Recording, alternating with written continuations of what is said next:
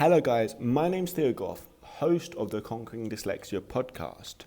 Today we are continuing our series and speaking to an amazing woman called Kathleen. Now Kathleen is an expert at helping parents with their dyslexic children. I know she has had her own experience with it, and I'm friends with her and I'm following her story day after day, and she's continually putting out content to helping adults out there with dyslexia for their children and for themselves. What we speak about today is so valuable at understanding how you can overcome those challenges and how you can find the proper support you need. But I talked to her for about 20 minutes. But the reason why I'm really having a chat with her today is because we did a long summit interview with her. We talked about the steps to overcome for being a superstar dyslexic parent. If you want to watch that, go to conqueringdyslexia.net/summit. That's conqueringdyslexia.net/summit to get access to all these amazing interviews. Guys, I hope we enjoy today's episode with Kathleen. So the big question is this: how can dyslexics like us create a place, a community, a tribe where people at any stage of life can come and solve any challenge, amplify their strengths, and ultimately help them become who they were meant to be? Or in other words, conquer their dyslexia. That is the question, and this show is the answer. My name's Theo Goff, and welcome to the Conquering Dyslexia podcast. Hello. Hi. Hi. How are you doing? Good. How are you? I'm doing really good. I'm sorry. I'm really excited to talk to you today. Have a little chat. Yes. I'm sorry. I mucked up at the beginning because Instagram is hard sometimes. No, it's okay. I was looking at it going, what am I supposed to be doing? I've never done this before. So I'm like, where should I be clicking? Where should I be waiting? So I was right there with you. Perfect. I'm glad we shared the mutual bond. So, I'm sorry, how do I pronounce your name again? I got it written down. Kathleen. You know? I think you're cutting in and out. Kathleen? Yes, Kathleen. Yes. Perfect. So, Kathleen, I'm really excited to chat to you, and the reason why we're chatting today is because you were on you were amazing, and you were on the summit, the Conquering Dyslexic Summit. And I remember we talked like I was going through all the different videos, and you were like one of the one of the longer ones, and I thought, oh, that's amazing, because what we talked about was strategy. It was about step-by-step plans on how, if you're a parent helping your child with dyslexia, and I thought this is so valuable. So I want to say a massive thank you for doing that. And yeah, just catching up. How are you? How's it going? I'm good. I have just been enjoying it, sitting back since we've made that video and trying to educate myself more on dyslexia, because you can't just learn enough about it, and how to educate parents more and help them know that they need to be the advocates they need to be for their parents, and that it's okay to step up and say, I need help. I can't do this by myself. So just helping empower the parents is the main goal. And so getting to share my message with you when I did, and being yes, I mean, my parents did it for me. They helped me. They did all of this, and you can do it too. I mean, 100%. It is very overwhelming. It really is. But it's, once you figure out how to do it, it becomes much easier. 100%. I couldn't agree with you more. And it's just I want to know, I'm saying to all these people, why are you so passionate about this? Why are you so passionate about helping other people with dyslexia? Because I'm a dyslexic myself, and I'm a severe dyslexic, and I was talking to my mom about it, and I started alphabetic phonics training, which is an Orton Gillingham based research program, and it's how I learned how to read. But my mom was saying that I really didn't start reading until I was in the 5th grade, and that I have struggled my entire life to learn how to read and overcome this and like figure out how to adapt and just live life knowing that I process information differently than pretty much everybody else except for other dyslexics.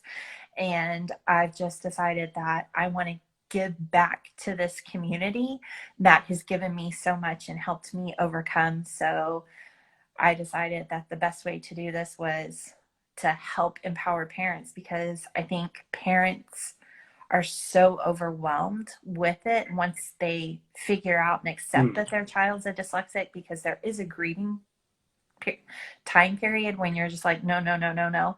But then once you come to it, figuring out what you can do next and like easy steps you can take to make it easy. And so I think also just helping parents like understand the whole process, but then also understand like what's the easiest way for dyslexia to learn and what are easy ways to do that. And so that's what I've really been working on lately, is like putting together tips and tricks to make the things that are hard for dyslexics, so math, reading, writing, and spelling, like multi-sensory, which is how I learned, tips and tricks for parents. And I'm putting those out like on YouTube and my Instagram account every Monday. And so I just want to show like little things. And if you do like those little things, they add up to something really big in helping your child. And so that's one of the, that's what I've been focusing on. Massively. I love that so much. And like, it's like when like us dyslexic, because you were saying about the challenges you had and about like you only started reading to like you're sort of like in grade 5, and that you didn't quite know how bad you had it because you're living it. You know what I mean? Like you don't know what it's like to, you know what I mean? Like for example, if you're a colorblind, you don't know what it's like to see certain colors because you never saw them before. We don't know what it's like to not be dyslexic because we've never not been dyslexic before. So it's not like you know what I mean? It's not like we are like in terms of like we've lost something or you know what I mean, we haven't had anything. It's just like this is who we are. They're just different. You know, I don't know what it's like to be them, so we don't know the struggles that we're facing that other people don't go through. So I'm really sort of like I noticed that because we go through struggles early on that we don't know that we're going through. We just probably think it's normal, or I mean that's just us, or we go through it, and then that gives us a lot of strength to carry on and do these things. Because like for example what you're doing now is amazing, the Facebook, the Instagram, the helping people just because you want to, just because look, I have this message out there to help other people and I'm going to do it. And this like road, this sort of thing, because I know I'm sort of doing it as well, isn't easy. It's not like a walk in the park. It's not simple. But the reason why we're doing it isn't because we have to, isn't because it isn't because like you mean someone's forcing to or everyone's telling us to. It's because look, we have strengths in certain areas, and also we know what it takes to go past certain, like we know what it takes to overcome adversity, we know what it takes to overcome certain struggles that we're facing. So I'm really interested in how do you think the struggles of dyslexia has prepared you growing up, or sort of like what did that teach you? Just the struggles, they're sort of like does that make sense? Yeah, the struggle with dyslexia is real, and people say that it's not, but it really is. I just remember watching all my friends understand everything at school, and I didn't. And I remember watching everybody speed through work assignments and work, and I would literally still be on one trying to understand what was going on. And it really taught me like to overcome challenges, and that hard work really does pay off. Dedication really pays off. Looking at some of this, like lately, I've been really studying the advantages of dyslexia, because that's something new to me. Like growing up, I was never told the advantages. I mean, my mom researched them, but she never communicated it with me. And so it's just something that I'm learning, and I'm just in awe of like the advantages. And like sometimes you don't see them when you're in school, and that's what I'm seeing. But now that I'm compiling like a huge list of advantages, that's what I'm currently working on, is and like I literally have a story pretty much for almost every single advantage of it. And it's like, yeah, that really is true. And so like when I'm compiling this, people are going to be like, are you sure all of those? And I'm like, yeah, I pretty much experienced all of these. And if you'd like to know stories, I'm more than happy to share them with you. But one of the things that I've noticed is I've been doing research, and that some companies are starting to see the value of hiring dyslexics. So as we have been struggling and people didn't want to, now certain companies are actually like searching for dyslexics because they know that they're going to get a huge advantage from that person because they're going to pretty much be loyal. They're going to be very dedicated. They're going to be hardworking, like harder working than anybody else. And they're also going to be able to think and process and come up with things that nobody else is going to. So that's going to put them ahead. And so that's one of the things that I've been researching this week. And I'm just like, wow, that's really, really cool. And like, if I had known that growing up, it probably would have helped a little bit more. And I probably would have picked a different career path, but I am ready to like share that with the world. That's amazing. So what sort of, because I love that. It's like when you learn something new, I'm like this, when I learn something new, it's like about dyslexia or about something, I'm like, I have to speak about it. And next week I speak about like 3, 4, 5 times on so many different elements because it's so fascinating to me get the word out. So I'm interesting to know what sort of like, okay, I'm dyslexic. What sort of would be a good area, like a good opportunity for me to go in a certain job role or certain thing? Like, does that make sense? Like what would be good for me as a dyslexic? How could I be really strong in a company? Oh, okay. So one of the big things is we're really good at simplifying things. So we can see like huge process improvements, or we can see things and we can take those tasks and break them down into simpler tasks to make the process easier. And so that's one of the things I did in the business world. When I was there, I didn't even realize that I did it. It's just we had this huge task we had to do. And we had so many people involved in so many things, and people would forget things, other things. And the person who did it was just so tired of it, just said enough. And my boss told me, he goes, you're in charge this week. You cannot fail. You cannot fail me. Make this happen. And I was like, okay. So I just kind of sat down, not realizing that I was using my dyslexia to my advantage at the time. And I was like, okay, this is where this is. We're going to now start assigning these people. We're going to have this person create the product. I'm going to have this person check the product. I'm going to have this person check it a second time. And then I'm going to have this person publish it. And so I created like a very systematic workflow that had never been thought of before.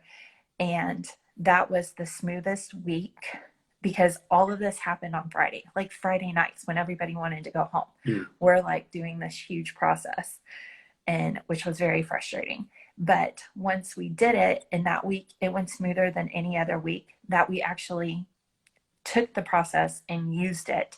And she was like, okay, now that it's better, I'll take it back. And it's just like, okay, thanks. But so you kind of have to be in the company for a while, but then you just sit back and look at it and like, how can I simplify this? And it's such a simple question, but it does so much. And as I run my business and I get so overwhelmed, I literally take a step back and I'm like, how can I simplify this? How can I do this? And sometimes I do it 3 and 4 times before you see the end result. And so it's like, I have this huge thing and I'm just like, oh my gosh, this is so overwhelming. I'm not going to present that to you. If I feel like it's overwhelming, then everybody else is. But once I get it like through several processes of simplifying things, I do that. And then another big one is with like when I was retested to be a dyslexic to go to college, they the test was like these puzzles. It was literally a 3D puzzle. And I did them in record time because I could see it in my head. And so we're like 3D thinkers. We think in 3D all the time. And so one of the things is like being a mechanic and working with our hands. And so it was actually recommended that I be an architect because I could do the buildings so quickly. I love talking with my hands. Can you tell? Well, I do that and too. and so just like the 3D thinking. And so it really is taking the time to learn the advantages and knowing which ones you're good at, Mm. and then like honing in on those and like tweaking them a little bit and then just running with it. And so once you figure out that, you could actually almost start, because companies are starting to look for this, put it on your resume and be like, I'm really good at this. And so companies would pick up on that and be like, look, they're going to give us the advantage. Because once you start thinking about like some of these multi-million-dollar companies, they're all started by dyslexics if Yeah. you start thinking about it. And I mean, it's just like, okay, there really is starting, and we're starting to see it, that there's an advantage to being a dyslexic, and the world is recognizing that. And so I think one of the reasons I'm stepping forward and doing all this is I want to help parents not feel overwhelmed and realize, like, let's hone in on these things, because you're really going to be pushing your child to hone in on their advantages, not worry about like reading and writing, because there are so many things like assistive technology that can help with that now. Mm. Just accept it and let it happen and not fight it. And if the teachers quit fighting it, it would be so much easier for dyslexics. And I agree then so much. Yeah, and because they like just if you look at like this world in terms of like what you said about assistive technology, about like, look, there's so much now about assistive technology that can help with dyslexics. Really good, you mean speech to text, really good. You'll be like, you can highlight a text, it can read back to you. Really good, like these sort of things. You can take a photo of a page on your phone that can read it back to you. right, And like this is like in the last 10 years or so, like these right, transformations has happened with the phone, with the iPhone, with this, with that. right, And so like, and sort of, so like, if you got all this modern technology in the last 10 years, when like your child, what, 6, 7, 8, 9, and struggling, yes, they're struggling, and yes, you mean, it's a hard time, but because they're in an environment where it's valued to be able to read and write at a certain level, and because you're in this environment and you're not reading and writing, you mean like, oh, I can't do this, something's wrong, and this story plays out in your head. But think about the next 10, 20, like in the next 10 years, when this person's 17, 18, 19, in work, when this actually matters, like you mean in work when it matters, this system that technology is going to be through the roof. You mean like reading and writing will be a day of the past. It'll be more down to speaking and listening. It'll go more from reading and writing to speaking and listening. Why? Time. It's just time, it's focus. And because like we would develop different skill sets, because to be honest, with like speaking on the phone, and you're speaking into it to get text, like that's a skill set to learn how to do. And but like in terms of like thinking what you want to say and speaking it, that's a skill set you have to learn how to do. But people will learn that, especially dyslexics moving forward. And what you said about businesses, more and more like people, because like 30, 40, 50 years ago, dyslexia wasn't a thing. You know what I mean? Like only sort of like certain people had dyslexia. Now more and more people are learning about dyslexia, and it's like there's still a lot more that needs to like be aware about it. But obviously that shift is going to happen, and the more shift that happens, knows about dyslexia, more people start being what I say, taking response, conquering their dyslexia and going about it. There'll be a lot more dyslexics who are, you mean, understanding the problems, taking ownership on the problems, doing research just like you, and then creating inventions, creating products that will solve these big issues, these big gaps. And then the challenges of dyslexia in terms of the reading and writing part would be so minute, it would be laughable compared to how much we value it today. We value reading and writing as the biggest cause. When you read, have I got it here? Like, I could give you some like big dyslexic books. This book, some other books I have. Oh, it's just like loads of books down there. I've got like 6, like loads of big books. They're big books. They go in a lot of detail about why dyslexia is basically why it impairs you and exactly how it makes your reading and writing worse and speaking problems worse. But it doesn't really focus on, because they think reading and writing is the most important thing in the universe, but actually they don't talk about it a lot. But the reason why I'm saying why I'm on it a lot, and I say like also what you, so it's more about how you feel about yourself. It's more about what you believe about yourself. It's more about, can you overcome these challenges? Can you overcome that? And once you be able to do these, then you would be, then that's the most important thing. that overcome these challenges. And especially, like, I couldn't imagine, I'm not like a parent of a child that has dyslexia myself, like, or like I just use inspiration from my mum and other people I talk to.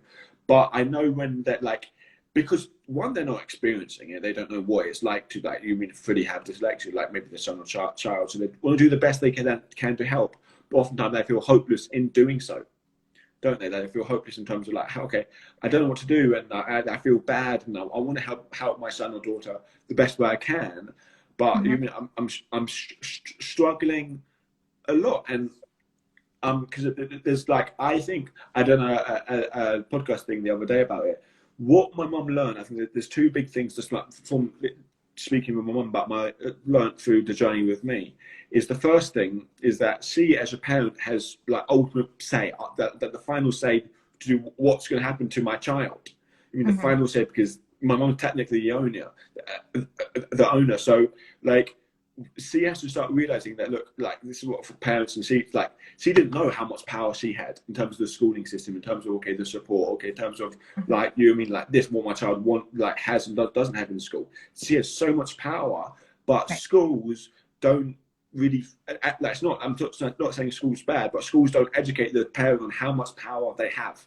You mean saying, like, the school doesn't go, well, if you're not like this, you can complain and then we have to change it. You know what I mean? They don't say that because it'll be a bigger hassle on them. They say, oh, we Right. got it, it's completely fine, and then they'll get on their merry way. But once my mum started to realize that, look, she can start, like, that she can start, like, saying stuff and getting a foot in the door and really sort of, like, taking control of the situation is really powerful. And the second thing Mm-hmm. that she realized, that she had to taking responsibility of my learning, Right. because I was struggling massively, my self-esteem, my confidence, all these sort of things, and reading and Mm-hmm. writing was nowhere to be seen, speaking was nowhere to be seen, and I was given through a couple of years of doing loads of individual education plans, loads of loads of seeing loads of people, and yet we were nowhere with it. And Mum was like, we've got to do something to change. We've got to do something to get him help, to get him support. And that's when she started taking responsibility. Was what when I say that, I don't mean to be mean, like she didn't take it before, but that happened because basically I said to her, really, really low point that, like, I was really struck, like, I was like, Mum, I didn't want to, I wish I was never born, or something horrible like that. Right. And she took that to heart, obviously. And this is when I was 6 years old, and she was like, okay, I don't, like, yes, it's hard, but I'm gonna do whatever it takes to find the help and support. And now I have to do it now. Mm-hmm. And did whatever it took to get there. But once I think, like, people realize that you have to take responsibility for your child's learning. The school's doing their job, but there's limitations to the schooling system, and but ultimately you have to do your part. So could you speak to us quickly about what power the parent has in terms of how they can support their child in terms of finding out what's wrong and getting the help faster, and just really being an advocate for the child instead of just letting the school system take over? Yes, that my Because, parents were the same way. Because the school failed me, just like you, and I ended up having to be pulled out and put into a private dyslexic school, and that's when I started. Before then, I had the same self-esteem issues. And so really it is making sure that you understand that you are the ultimate, as a parent. The school should not be making the final decision on what the child is. And one of the problems here in the United States is with the IDEA law, that governs IEPs, is the key words behind it is an appropriate education. It's not the best education, it's an appropriate education. And most of the time, children end up not making progress with the appropriate education that they put in place. So once you realize that the appropriate education that they're talking about, and that they're proposing in the plan might not work for your child, and you're not making the progress, that you have to make some really tough decisions. And I know that this most of the time ends up hurting your bank account when you make these tough decisions, because you're probably going to be bringing in a private tutor. And that's where we started. I had a private tutor in the beginning. And then worst case, you're pulled out and put like in a dyslexia school to where you can thrive and go on and do what you need to do. And I was in that private school for like 4 years. But as a parent, you have to be ready to take charge. And so that's why you're trying, and I encourage you to like get through the grieving process once you find out your child's a dyslexic as quickly as possible, because there is a light at the end of the tunnel. You might think it's like the worst thing ever to get this, but it's really not. There are so many people, and once you start not focusing on, oh, they're going to struggle with reading and writing, yes, but they have other talents that are hidden that you're not going to see in elementary school and stuff. You're going to see later on in life. Let's start focusing on those and seeing where that will take us. And so really, truthfully, it really comes down to a mind shift and just being like, okay, the school's really not going to be the best, but I want what's best for my child. So let's either bring in that private tutor that has had hours and hours of training on specific dyslexia to help, or let's go ahead and suck it up and put them in that private school for a year to reevaluate, see if they've gotten enough of the tools they need to go back into the public school system, or a different private school that doesn't cost quite as much. But it really does. It comes down to the parents, and the parents really need to know that they're in control, not the school. And it just breaks my heart when I hear and I talk to people and I find out that their child's a dyslexic, and I'm like, well, what's your plan? And they're like, oh, I just let the school do it. And it's like, Yeah. Wrong answer. Like, what is your plan? And so like when I've been coaching and helping parents through this, the first question out of my mouth is always like, well, what's your plan? What is your end goal for your child? Okay, now let's work backwards. How are we going to get them there? If it's going to college, okay, let's talk about that. Well, how are we going to do this? There are some very easy steps you can take, and know that they're going to get accommodations in college, that is a thing. But there are steps you have to take, and there are steps that you have to take at certain ages to make that happen. But you can easily do it. But it's just knowing that information. And so that's one of the things is I lucked out. My parents figured it out. And then I literally was at work one day because I was a lifeguard, and we were talking about colleges. And I said, yeah, I'm really nervous about going to college because of my dyslexia. And somebody was like, well, why don't you go to Schreiner? And I was like, what is Schreiner? And they were like, oh, it's this fabulous school, college for dyslexics. And I was like, wait, what? And I was like, okay. And I went home and told my mom, and my mom's like, what? And I was like, well, where is this? And they were like, oh, it's in the hill country. I told my mom when she got home. She did the research. Within, I think, 24 hours, we had all the information, and I was applying to the school. Must be a great feeling. Yeah. And so it's just knowing all the information out there. And in fact, I have like a list of like, I think it's the top 10 or top 15 dyslexic colleges here in the United States. And so whenever I see like chats come up, I literally just copy and paste that link, and I'm like, here it is. And people are like, oh, this is fabulous. I'm like, I thought so too. So I saved it, and I reshare it all the time. And I know that aren't there colleges like that in London and everywhere else? There definitely is. Yeah. I can't name a couple off the top of my head. I know I was in a school called Brown's. It's in Chelsea. It's a dyslexic school. I'm not sure if it's fully dyslexic school now. So there's things that happen to it I'm really not happy with. I'm going to change leaders and stuff. But there is definitely schools like that. There's definitely colleges like that that are dyslexic friendly. Yeah. And I mean, they are going to cost a little bit more, unfortunately. But I mean, I'm not going to lie. That was one of the best decisions ever. I learned so much, and they had such a great program that I was able to go to class, and then I would go to tutoring, and they would help me understand everything. And then I would have note takers. So I didn't have to worry about note taking. Like, it was done for me because I'm a little bit older than you are, and some of these technology things did not exist when I went to college. They were coming around and they were there right after I graduated. But and then I would get books on tape. That really dates me. Books on tape. I mean, now you have it to where you can do it on the computer, and it's fantastic, and it highlights it, and it's so much more interactive and closer to being more multi-sensory than just listening to tapes. And I'm not going to tell you how many times I got lost and had no clue where the tape was or where I was in the chapter, but I still would listen. Yeah. But that's not an issue anymore, which is awesome that technology has allowed us to not have that be a problem. Yeah. And I think this is just things like obviously technology and um the story you said, and also helping parents. I've really enjoyed. So, funny enough, speaking about like also it's a good teaching method. Why dyslexics are so different. How do you pronounce your name again? Kathleen Ferrafino. Kathleen. Sorry, Kathleen. I am That's sorry. okay. It happens all the Okay. time. So Kathleen, I'm really excited because obviously we're chatting, and I do really want to chat again with you, and like you mean at different times, so we can interact, so we can like just share our messages, and this video will be like saved and stuff like that. So I'm no.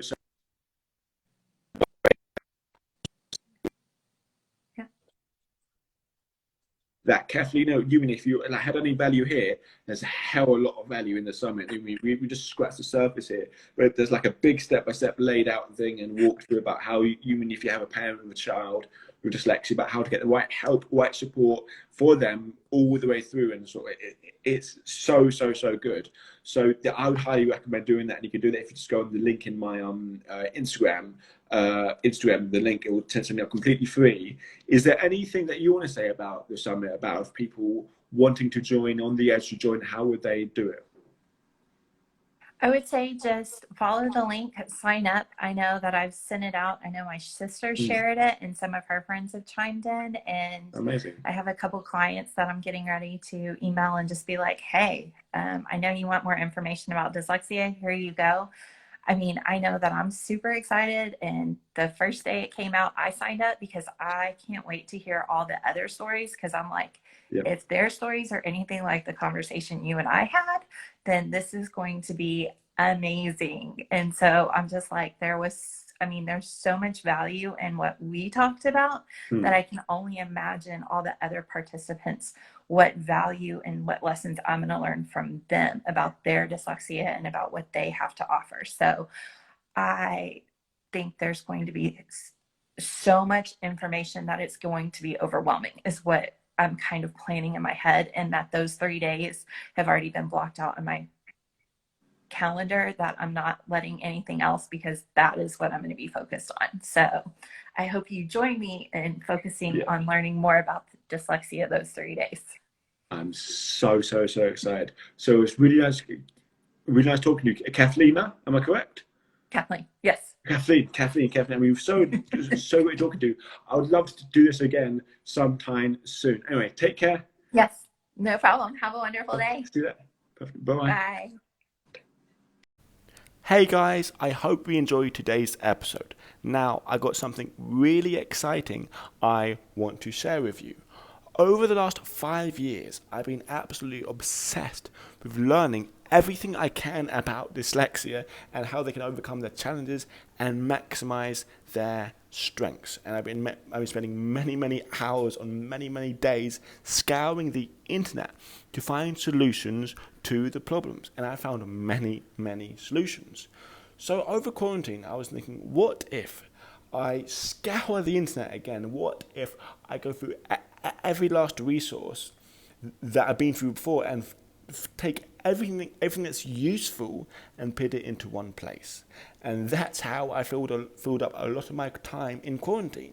I scoured the internet and found all the most inspirational, all the most informational, all the most useful videos about dyslexia out there, and put them all into one place, so you don't have to waste time scouring the internet to find solutions to your problems, so you know there's only one place to go. And this thing I created is called the Dyslexia Black Book. You can get it at conqueringdyslexia.net/Black Book. Now, I'm wanting to offer this to you and present this to you completely for free, because I want to save you time. I want to save you time so scouring the internet and not finding the answers like I've done. If you go to conqueringdyslexia.net/Black Book, Conquering Dyslexia Black Book, you'll find it. or guys, you can just click the link in this episode description to find it. But yeah, guys, that's the special message I wanted to share with you today.